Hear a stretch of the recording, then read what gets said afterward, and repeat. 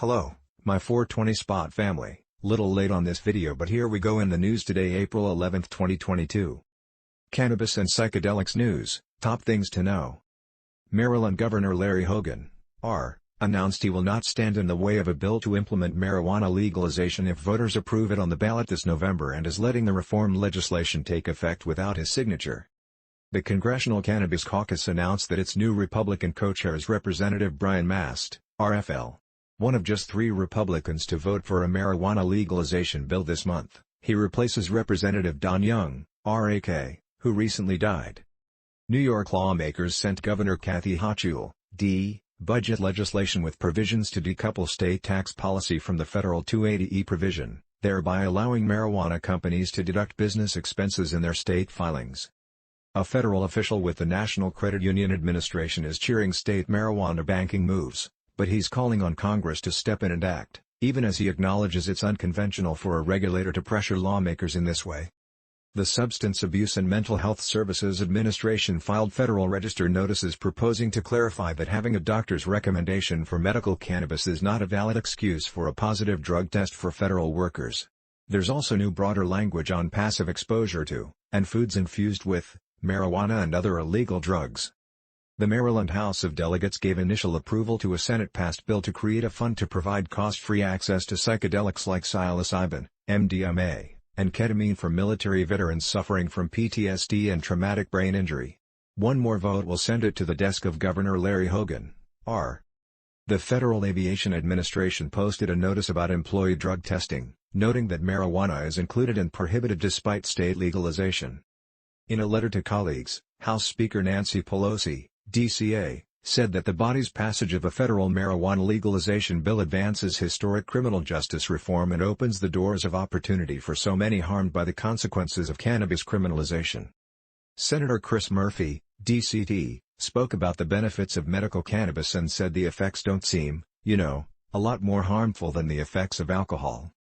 Senator Debbie Stabenow, D.Me., said she has never used marijuana but that the people of Michigan voted to legalize it, and so, that certainly is something people in Michigan have supported. Senator Rick Scott, RFL, said he doesn't use cannabis because he's had family members who have had a lot of drug issues, and so I'm not going to do it. Senator Bill Cassidy, RLA, said there's increasing medical evidence that the potency of the cannabis that's currently used has been associated with an increased incidence of serious mental illness among adolescents.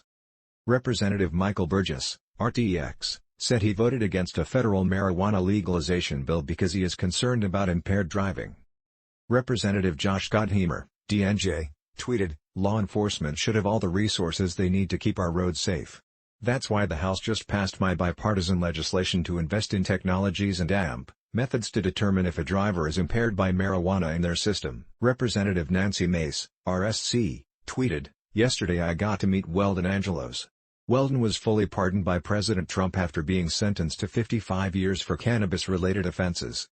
Representative Shelley Pingree, D.Me., tweeted, "We voted to decriminalize marijuana on the federal level to correct historical injustices of our failed 50-year war on drugs." Representative Morgan Griffith, RVA, tweeted, "The Medical Marijuana Research Act allows work to be done to understand marijuana's medical properties, how it could help people, and potential long-term negative effects." Georgia Governor Brian Kemp, R., said his administration is looking at ways it can jumpstart medical cannabis business licensing. New Mexico Governor Michelle Lujan Grisham, D., tweeted, "It's been 1 week since we legalized the sale of recreational cannabis. We're excited for the future of cannabis and what this means for New Mexico." She also tweeted, "Cannabis is open for business across New Mexico and it's already making a splash. Legalized cannabis means new opportunities and good-paying jobs. I can't wait to see what's next for cannabis in the land of enchantment." Pennsylvania Democratic gubernatorial candidate Josh Shapiro, currently the Attorney General, tweeted, "Here's a plan that would deliver billions of dollars in revenue to Pennsylvania: legalize marijuana, tax it, regulate it, expunge records, boost the economy." Separately, senators announced they plan to file legislation to ban Delta-8 THC products. Currently, the Agriculture Commissioner, Florida Democratic gubernatorial candidate Nikki Fried, tweeted, "Even though black people make up only 17% of our state's population, nearly half of those arrested for cannabis possession were black. This blatant discrimination is something we can rectify through decriminalization, and morally we must. The Washington, D.C. Council chairman spoke about the failure of his bill to let adults self-certify as medical cannabis patients and crack down on unlicensed marijuana gifting businesses. The Iowa House Judiciary Committee chairman said he would never support legalizing marijuana. The Massachusetts Supreme Judicial Court heard oral arguments in a case about municipal marijuana licensing jurisdiction. Mississippi regulators released draft medical cannabis rules for public comment. Arizona regulators held a lottery to award marijuana social equity business licenses. Maine regulators defended that state's residency requirements for medical cannabis business ownership in arguments before a federal appeals court. Connecticut's Social Equity Council rejected a proposal to loosen tax disclosure requirements for investors who want to partner with marijuana equity business applicants. Oregon regulators published a bulletin on a new marijuana license moratorium. Louisiana's medical cannabis program is seeing huge growth in patient counts and purchases. New Jersey regulators are expected to consider measures to allow recreational marijuana sales to begin at a meeting on Monday. Vermont regulators will vote on marijuana business pre-qualification recommendations on Monday. Alaska regulators will consider marijuana business issues on Wednesday and Thursday. This week at least 12 marijuana and drug reform bills are scheduled for committee hearings. Thank you for watching this video by my420spot.com. Have a great day.